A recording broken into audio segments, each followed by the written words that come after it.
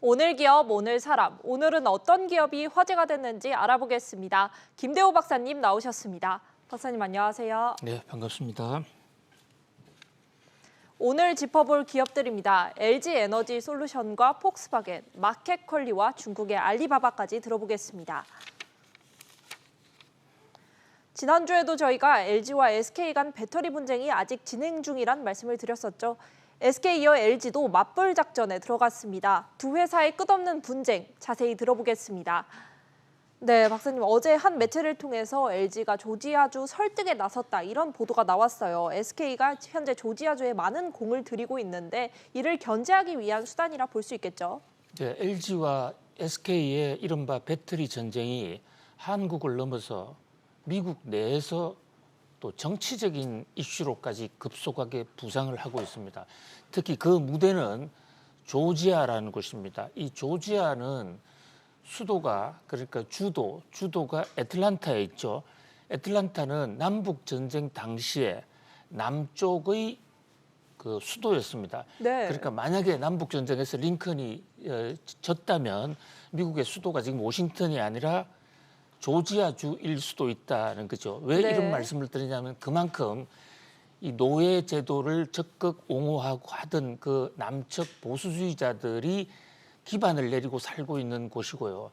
기업으로 보면 우리 애틀랜타 가면 꼭 봐야 된다라고 얘기하는 관광 코스 중에 하나가 바로 코카콜라 본사가 저 애틀랜타에 있습니다. 경제적으로도 상당히 큰 도시고 정치적으로도 영향력이 큰데요. 대통령 선거인단 선거에서 미국에서 8번째로 투표 수가 많은 곳이고요. 이번에도 우리 앵커님도 잘 보셨겠지만 지난번 미국 대통령 선거에서 누가 당선이 되느냐 그 당락을 최종적으로 결정한 것이 바로 조지아주에서 바이든 후보가 표를 많이 얻으면서 역전이 됐습니다. 네. 사실 조지아주는 그동안 공화당 텃밭이었는데 이번에 민주당이 희망을 갖고 이제 승리를 함으로써 앞으로 민주당의 텃밭으로 만들 수 있다는 이런 기대가 나오고 있는 상태인데 바로 여기 LG와 이 SK의 전쟁이 조지아에 뿌리를 내리고 있는 것은 지금 SK의 이노베이션 미국 공장이 바로 조지아주에 있기 때문이거든요. 네. 그러니까 ITC의 판정대로 10년간 영업을 못하게 하면 조지아주에 있는 SK 공장이 문을 닫을 수밖에 없고 그렇다면 거기에 많은 실업자가 날 것이다. 그래서 지금 조지아 주지사는 연일 바이든 대통령한테 좀 살려달라. 이 SK에 대해서 영업 정지를 하라는 ITC에 대해서 거부권을 행사해달라. 네. 이렇게 얘기하고 있는 상황에서요. 여기서 주말에 LG가 성부수를 던진 것으로 보여요. 김종현 SK 에너지 솔루션 대표가 지금 조지아주 상원의원 두 사람이 모두 민주당인데 그쪽에 비밀 편지를 보냈다고 미국 언론에 지금 대스특필이 되고 있습니다. 무슨 얘기냐면 걱정하지 마라. 만약에 ITC 판정대로 바이든 대통령이 사인을 해서 SK 이노베이션에 문제가 있다. 그래서 10년간 영업을 못한다 그러면 그 공장을 우리 LG가 사줄 수 있으니까 네. 걱정하지 마라. 그리고 LG는 그 외에도 5조 원 이상을 투자해서 미국의 공장을 짓기로 한 그것도 GM과 합작, 테슬라와 합작 그 계획까지 발표를 했어요. 국면이 상당히 지금 급박하게 돌아가고 있는 그런 상황입니다. 네, 사실 조지아주는 지금까지 SK 측에 굉장히 우호적인 관계였잖아요. 근데 이번 비밀 편지로 LG 측으로 좀 이동할 가능성이 있을까요? 예, 굉장히 그 핵심적인 대목을 지적해 주셨는데요. 지금 이 조지아주 주지사가 원래 공화당 사람입니다. 지금도 공화당 사람이고요. 그리고 트럼프 대통령의 같은 신복 중에 한 사람이었죠. 근데 마지막 그 재개표를 하라는 트럼프 대통령의 오다를 조지아주 지사가 받지 않으면서 선거가 빨리 끝났는데 이 조지아주 지사는 1919년에 우리나라에 와서 청와대도 방문하고 한국 사람들하고도 많이 인연이 있습니다. 그런데 이제 철저하게 SK 편이고 공화당이기 때문에 이 워싱턴에 영향력을 줄 수 있는데 한계가 있을 것으로 보여요. 특히 이 바이든 대통령이나 미국의 민주당 정권 입장에서는 알튼인데 이 조지아 주의 공화당 주지사가 인기를 잃고 주지사도 바뀌었으면 좋겠다 이런 생각을 한단 말이죠. 네. 그런 면에서는 그냥 SK를 강행을 해서 영업 정지를 시켰으면 하겠습니다만은 만약에 그랬을 때 역풍이 일어날 수 있다는 거죠. 바이든 대통령이 공화당 주지사가 미워서 SK의 이 조지아 공장을 못하겠다 했을 때 역풍이 일어날 수 있기 때문에 네. 바이든 대통령도 이러지도 못하고 저러지도 못하는 그런 지금 매우 아주 곤혹스러운 순간이에요. SK에서는 그래서 이노베이션에서 바이든 대통령의 선거 참모를 했던 사람을 최근에 지금 고문까지 영입을 해서 그 백악관을 향해서 로비전을 벌이고 있는데 참 안타깝습니다. 우리나라의 문제가 이렇게 엄청난 미국의 로비를 해야 되고 로비를 하는 과정에서 엄청난 돈이 지금 낭비가 될 수가 있지 않습니까? 그리고 네. 공장을 한국서 지어야 일자리를 늘리지 왜 두 회사 다 전부 미국으로 가겠다는 것인지 뭐 이런 면에서도 참 안타까운 그런 이 화소연을 하는 관객들 시청 소비자들이 적지 않습니다. 네, 제2의 테슬라는 누가 될 것이냐? 기존 자동차 강자들의 싸움이 치열합니다. 지금으로서는 독일의 폭스바겐이 유력해 보이는데요. 유럽 내 전기차 1위 자리를 차지하면서 테슬라를 염두에 둔 사업 계획을 속속 내놓고 있습니다. 네, 박사님 곧 폭스바겐의 파워데이가 열려요. 테슬라의 배터리데이와 좀 비슷해 보이는데 배터리를 직접 만들겠다 이런 계획을 발표한다는 전망이 나오죠. 우리 시간으로 오늘 밤에 독일에서 폭스바겐이 파워데이라는 걸 엽니다. 파워데이가 뭔지는 정확하게 지금 알려져 있지 않아요. 공개하지도 않고 있고 이 폭스바겐 CEO가 자신의 SNS를 통해서 파워데이를 한다. 그런데 이 파워데이는 자동차 선전하는 건 아니다. 그러면 폭스바겐이 자동차 선전을 하지 않고 파워와 관련 있는 것은 배터리밖에 없을 것이다. 네. 지금 이런 지적이 나오고 있는데요. 전기차의 맹주라고 할 수 있는 테슬라가 수시로 이른바 배터리데이라는 걸 합니다. 그래서 배터리데이를 통해서 전기차 발전 속도 특히 이 배터리의 개발을 계속 기술 발전 상황을 설명을 하면서 주가도 끌어올라 왔거든요. 그런 면에서 폭스바겐이 파워데이를 통해서 이제 테슬라를 완전히 뛰어넘으려는 그런 어떤 모종의 어떤 대대적인 어떤 그 정책을 쓰고 있는 것이 아닌가 그렇게 주목을 받고 있는데 가뜩이나 지금 폭스바겐은 유럽에서 이미 테슬라를 제쳤습니다. 네. 그리고 많은 전문가들이 폭스바겐이 곧 테슬라를 제칠 것이다라는 그런 전망이 많은 상태에서 오늘 밤에 폭스바겐이 이제 드디어 파워데이까지 한단 말이죠. 이것은 상당한 후폭풍과 어떤 영향력을 행사할 수 있는 그런 행사로 보입니다. 제가 보기에는 아마도 폭스바겐이 가장 빠르게 전기차 회사로 탈바꿈할 것 같은데 지금도 하고 있고요. 역사가 깊은 회사로 알고 있는데 그 역사도 한번 짚어주시죠. 폭스바겐은 히틀러 독일의 가장 독재자 세계에 엄청나게 많은 사람을 사망으로 몰고 갔던 이 독재자 히틀러가 만든 회사입니다. 네. 폭스바겐이라는 게 독일어 폭스가 국민이고 바겐이 차예요. 그러니까 국민차 우리가 뭐 흔히 국민차 적고 가격이 저렴하고 모든 사람들이 쓸 수 있는 차를 국민차라고 합니다만 그 국민차를 바로 만든 사람이 히틀러고 그 히틀러의 구상에 따라서 생긴 회사가 폭스바겐입니다.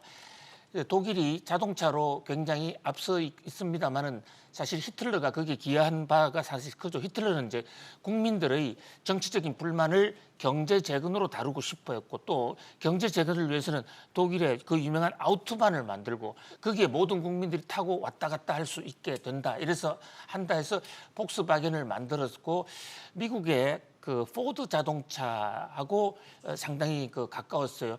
아무튼 자동차 대중화를 일반 국민들도 자동차를 타고 다닐 수 있는 시대를 이 폭스바겐이 먼저 만들었는데 한 2년 전에 폭스바겐이 이 디젤 배기량 거짓말을 해서 세계적으로 엄청난 지금 그 타격을 받았지 않습니까? 네. 폭스바겐은 현재 전 세계를 통틀어서 가장 자동차를 많이 만드는 회사입니다. 특히 디젤차를 가장 많이 만들었죠. 지구 환경 오염의 주역이기도 한데 이 2년 전부터 그 위기를 기회로 전환시킨다 해서 전기차에 빠른 속도로 지금 해왔고 폭스바겐이 갖고 있는 여러 가지 전기차 기본 인프라를 그대로 활용할 경우에는 테슬라의 10배, 20배를 따라잡을 수도 있는 그런 폭풍 성장이 예상된다 하는 그런 전망들도 많이 나오고 있습니다. 네, 뭐 폭스바겐이나 포드 같이 이제 완성차 업체들이 테슬라의 경쟁자들이 빠르게 치고 올라오는 모습인데 이런 가중에 일론 머스크 CEO가 소송에 휘말렸어요. 그렇습니다.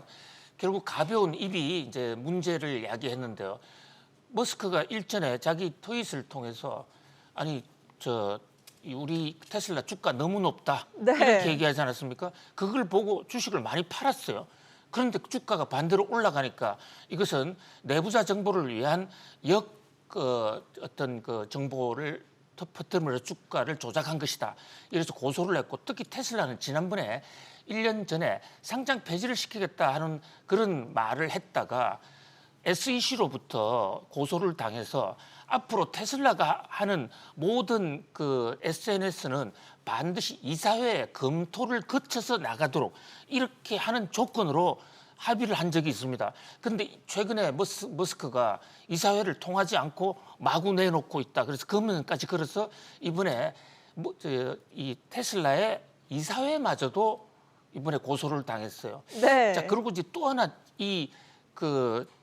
폭스바겐의 오늘 파워데이가 주목을 끄는 것은요. 바로 폭스바겐이 미국에서 만들어내는 전기차에 들어가는 그 배터리가 SK 제품입니다. 네. 네, 그런 면에서 파워데이를 통해서 자체 배터리를 만드는 게 아닌가라는 얘기도 있는데 아직은 좀 시기상조인 것으로 보여요. 또 협력을 더 강화할 수도 있을 것인데 아무튼 이 전기차 배터리 문제가 세계적인 이슈가 되고 있습니다. 네, 마켓컬리가 올해 미국 증시 상장을 검토하고 있습니다. 지난주 화려하게 데뷔한 쿠팡에 이어 마켓컬리도 미국으로 향할 수 있을지 그 전망 들어보겠습니다. 네, 김슬아 마켓컬리 대표가 직접 월스트리트저널 인터뷰에서 밝힌 내용인데 단도직입적으로 여쭤볼게요. 가능성이 있을까요? 뭐 가능성이 충분히 있을 수 있다고 봅니다.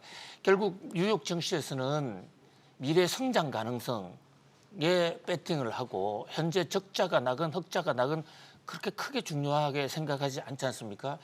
그런 면에서 사실 지금 그래픽에 나오고 있는데요. CG에 저 김설아 대표는 사실 김범석 대표보다도 먼저 이 이커머스 시장 특히 새벽 배송은 김설아 대표의 작품이라 해도 과언이 아니죠. 네. 지금 두 사람이 4년 차이에 거의 별로 나이 차이도 없는 신세대들인데요. 두 사람의 공통점은 어린 나이에 미국 유학을 갔다라는 것이고 미국의 최고의 명문 대학 그러니까 김범석 대표는 하버드 대학 또 김설아 대표는 웰틀리 대학. 이 웰틀리 대학은 바로 대통령 부인 그러니까 국무장관 했던 힐러리가 나온 학교로 미국의 이 언더 중에 학부로서는 상당히 교양 학부가 수준 높은 학교로 유명합니다. 그리고 이분들은 이 학교를 졸업하고 김설아 대표는 골드만삭스, 맥킨지, 그다음에 김범석 대표는 보스턴 컨설팅, 다 컨설팅 회사를 있지 않습니까? 아주 비슷한 행적을 가져오고 있어요. 사실 이 김설아 대표가 먼저 새벽 배송을 하는 것을 보고 쿠팡의 김범석 대표가 우리도 하자. 이래서 심야 배송이 시작된 것이고요. 네. 지금 또 김설아 대표 같은 경우에는 이 살아있는 이 채소 생기가 도는 채소 신선 제품을 세계적으로 지금 가장 과학적으로 AI 컴퓨터까지 이용해서 생산에서부터 배급까지 이렇게 하고 있다. 그래서 많은 지금 기대를 모으고 있습니다. 네, 마켓컬리의 이제 상장 소식으로 인해서 쿠팡과 끊임없이 비교가 되고 있는데 김슬아 대표와 김범석 의장의 사업 전략이 비슷하다 이런 의견이 많이 나오죠. 그렇습니다. 두 분이 지금 결국은 현재 적자가 나더라도 고객을 만들어야 된다. 그래서 지금 김설아 대표도 식품류 아침에 배송하는 것만 해도 수백만 명의 지금 고정 팬, 매니아 팬들을 두고 있지 않습니까? 그다음에 이제 국제 자본을 끌어들이는데 어느 누구보다도 유리한 이제 그런 상황인데 쿠팡이 이제 그런 점에서라도 쿠팡이 이카머스로서 미국에 상장을 했는데 성공을 해야 우리나라 이카머스도 세계적으로 이제 연쇄적으로 그런 효과를 받을 수 있을 것 같은데 과연 쿠팡이 성공할지 안 할지는 아직은 변수입니다. 쿠팡이 상장하자마자 첫날은 40% 올랐지만 둘째 날은 또 와르르 주가가 떨어졌어요. 네. 그리고 시초가 대비하면 지금 계속 떨어지는 그런 상황이거든요. 그래서 앞으로 조금은 더 두고 봐야 된다. 그렇게 보겠습니다. 네, 하지만 마켓컬리도 악재가 없는 건 아니에요. 이른바 블랙리스트를 작성해서 논란이 됐었는데 이 내용도 한번 짚어주시죠. 그렇습니다. 가장 큰 악재가 마켓컬리나 지금 이 쿠팡 같은 경우에는 결국 노무 관리에 초점이 모아지는 것 같습니다. 쿠팡도 잇단 근로자 사망으로 홍역을 치르고 있고 지금 이미지가 계속 떨어지고 있고 외신에서도 지금 비판적으로 주목을 하고 있는데요. 이 마켓컬리도 근로자들 중에 일부 문제가 있는 근로자들 블랙리스트를 만들었다 해서 현재 지금 고소를 당했는데요. 물론 네. 마켓컬리는 업무 평가 리스트일 뿐이다. 법을 위반한 건 아니다라고 얘기하고 있습니다만 노사 관리를 잘못하면 이 카머스는 결코 성공할 수가 없습니다. 그런데 다행히 마켓컬리는 그동안 근로자들과의 관계가 쿠팡보다는 상당히 좋은 회사로 알려져 있는데 아무튼 선전을 기대해 보겠습니다. 네, 중국 정부를 비판했다가 사업 해체 위기까지 내몰린 알리바바입니다. 알리바바 때리기는 계속되고 있죠. 사업 재편과 경영진 교체에 이어 이번에는 1조 원이 넘는 벌금 폭탄을 안게 됐습니다. 이 내용 자세히 들어보겠습니다. 네, 벌금 액수가 1조 원 그야말로 폭탄인데 이유는 반독점 행위라고요. 그렇습니다. 중국이 반독점 법을 또 새로 개정한다고 지금 발표를 해놨는데 기존에 있던 반독점법 규정을 걸어서 중국에서 영업하고 있는 많은 기업들에 대해서 지금 벌금을 잇따라 지금 매기고 있는데요. 알리바바에 대해서는 아직 정부가 확정 발표는 하지는 않았습니다만 월스트리트 저널의 보도에 따르면 1조 원 정도의 벌금을 물린다. 상당히 엄청난 규모죠. 사실 퀄컴 사태 이후에 중국에서는 가장 큰 금액입니다. 네. 그런데 이게 1조 원으로만 끝날 것이 아니라 결국 중국 정부가 이번 기회에 알리바바 그룹 자체의 해체까지도 생각하고 있다. 이제 이런 얘기까지 나오면서 결국 그 중국 공산당 입장에서는 단순하게 알리바바 마윈이 말 한 번 잘못해서 미워서 어떤 손보기를 하는 게 아니라 근본적으로 알리바바가 주도하는 IT 어떤 그 판 그것이 중국 경제에 도움이 되지 않는다. 그렇게 보면서 대대적인 IT 공룡들에 대해서 혁신을 하려는 그런 구조조정 계획을 하고 있는 것으로 보입니다. 네, 제가 생각하기엔 기업 해체의 첫 순위로 보이면 이제 경영진 교체라고 볼 수 있는데 최근 알리바바의 경영진도 교체가 되기도 했죠.